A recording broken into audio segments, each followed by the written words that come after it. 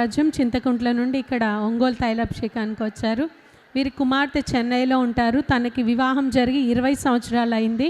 20 సంవత్సరాలు అయినా తనకు పిల్లలు పుట్టలేదని ఇక్కడ ఒకరోజు ఒంగోలు తైలాభిషేకంలో ప్రార్థనా శక్తి తైలాభిషేకం జరుగుతున్నప్పుడు వారు ఇక్కడికి వచ్చారు. వచ్చి దైవజనులతో ప్రార్థన చేయించుకుని ఫలం తీసుకుని తను వెళ్ళిన తర్వాత వెళ్ళిన 3 నెలలకే తను గర్భం ధరించింది. అలానే ఇప్పుడు 9వ నెల గర్భిణీగా ఉన్నారని సాక్ష్యం చెప్తున్నారు. వివాహం జరిగిన 20 సంవత్సరాలకి దేవుడు గర్భఫలాన్ని ఇచ్చారు వారి కుమార్తెకని చెప్తున్నారు.